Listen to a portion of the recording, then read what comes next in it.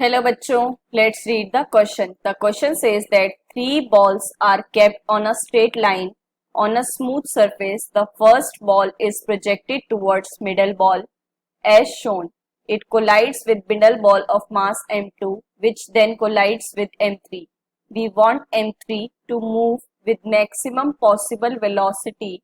What should be mass m2 in kilogram? All collision are elastic. तो देखो बच्चों, सबसे पहले की कंसेप्ट है हमारे पास, दैट इज मोमेंटम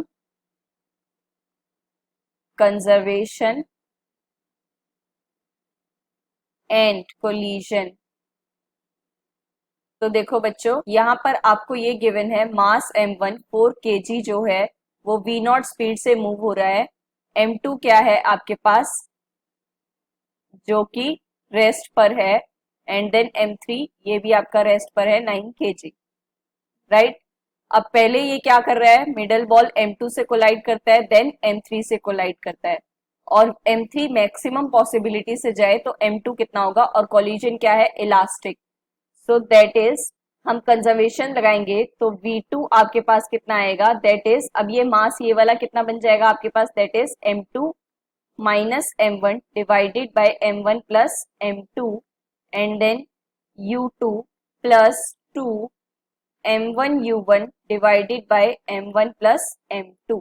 तो ये कितना आ जाएगा वैल्यूज रखने के बाद, m2 minus 4 divided by m2 plus 4 into 0 plus 2 m1 4 and then u1 which is v0 divided by 4 plus m2।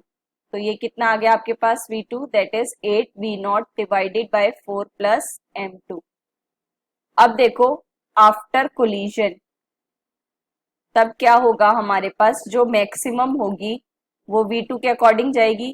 तो वो कितनी जाएगी, देखो 2 m2 v2 divided by m2 plus 9, यही सिचुएशन होगी। तो वैल्यूज रखो 2, तो देखो v2 से v2 कैंसिल और क्रॉस मल्टीप्लाई करने पर 2m2 कितना हो जाएगा आपके पास, m2 प्लस 9। तो यहां से आपके पास m2 कितना बन जाएगा, दैट इज 9 किलोग्राम। तो the final answer for mass of m2 is that is 9 kilogram. Hope you understand it well. Best of luck. Thank you.